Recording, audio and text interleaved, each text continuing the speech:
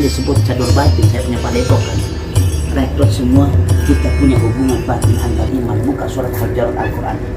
Nah, hubungan saudara batin, saudara seiman itu ke bawah sampai akhirat. Tapi hubungan nasab darah itu cuma putus di dunia saja. Enggak punya jalur hubungan famili darah sama Ustaz Jenat, tapi hubungan saudara seiman itu akan nyampe di akhirat, dikumpulin tangan. Nah, lebih dahulukanlah persaudaraan iman. Maka setiap melihat sesuatu yang sifatnya akhirat itu bukan abstrak. Pahala bukan lagi abstrak. Dosa bukan lagi sebuah sesuatu yang tidak terlihat, tapi semua nyata. Selama ini kita tertipu dengan mata fisik kita, melupakan mata hati kita. Lihatlah sholat dengan mata hatimu, lihat sholat. Lihatlah perbekalan kebaikan untuk alam barzah, berlihat.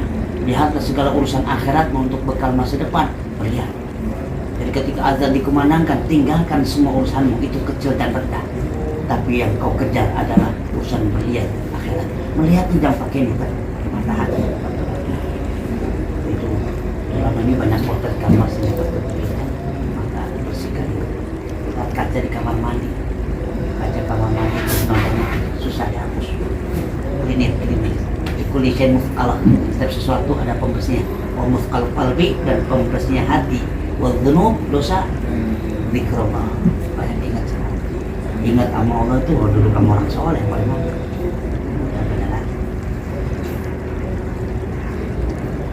Karena semedi sendiri aja kita mesti digoda. Kalau dulu kamu soleh,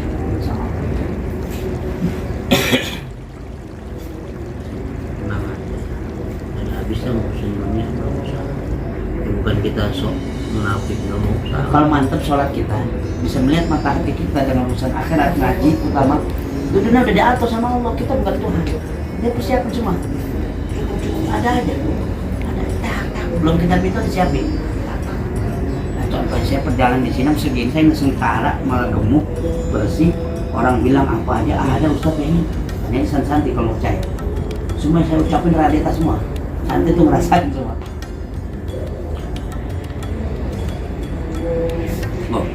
Tiba-tiba ada makanan yang ngasih dari sore dari apa kehidupan dunia, urus dunia. Obrolan ini tadi cari pusaka, adakan itu dan lain sama urusan. Coba perbaiki urusan umat. Ya. Man aslahu, man aslah Allah, man aslah, man aslah, man aslahu. Bainahu bain Allah, aslahu wa bainahu wa bainahu.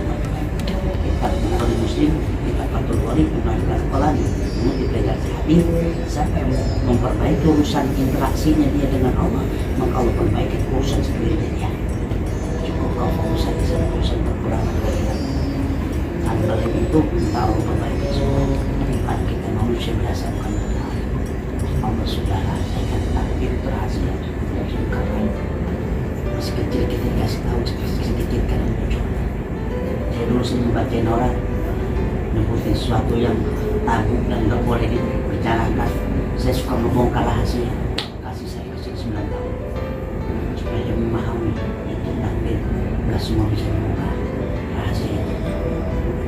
Kadang menjawab saya sebulan akan datang bagaimana, saya bocorin begitu. Itu hak prerogatif Allah, jangan. Itu pesan saya fatalnya. Suatu hal yang saya lihat orang nggak lihat, saya bocorin. Keterusan sampai kiai pun saya bocorin. Itu nggak boleh.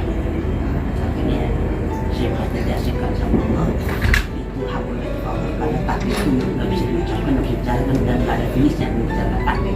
Takdir itu rahasia. Saya setelah lihat aja. Rahasia Allah. Kasih kita itu. Paham dengan hidup ini susah. Datang ke sini tuh udah rezeki itu. Datang ke sini udah rezeki. Bisa ngobrol dari rezeki. Kita dari sini ntar pulang bawa rahmat Allah. Maghfirah rahmat Allah, ada kebuka tek. Yang penting tenangin dulu. Tenang pikiran, tenang batin, kebuka, perbaikin hubungan sholat kita pertama. Jangan sampai sendiri sholatnya, kalau bisa jamaah, panggilan Allah jamaah. Terutama subuh sama isya. Yang kata jamaah dipanggil jamaah.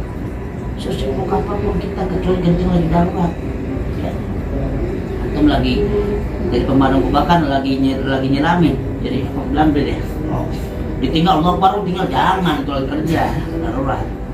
Antum jadi dokter lagi ngebedah orang sudah keluar, Allah baru panggil bapak dedel bisa mati itu darurat. Ya, lagi hal yang isi pada dosa darurat besar, kita nggak bisa menimpa lagi tapi itu aja yang tiap hari kita ketemu tuh ada itu panggilan Allah bukan panggilan. Coba atasan kita manggil, iya bos, siap bos, iya dan Allah Akbar, ayo sholat, ntar aja lah, ayo falah, males lah. Kadang kita ya nggak ada orang kayak gitu, kita sering lah bicara sama hati kita sehingga ada perbaikan di situ terbuka hati. Percuma minta air minyak tiap hari jabatan kita nggak berubah akhlaknya sama Allah, nggak akan, kita kembali lagi masalah itu datang, kesadaran kita itu nggak akan kuat. Kalau ada nasihat ini sehingga dekat antum ada perubahan, bukan hanya sekedar ayat ini penentara pendorong, tapi perubahan diri antum terhadap open urusan akhirat agama nur Allah itu dibuka semua. Nggak selamanya antum terus terjalan terus semangat terus bersama untuk berpikir terus untuk satu hal menjawab pertanyaan masalah-masalah. Kita minta tolong backup sama orang yang punya harta, kita minta tolong suatu saat hartanya dia dibuang kita semua bersandar roboh juga nggak bisa.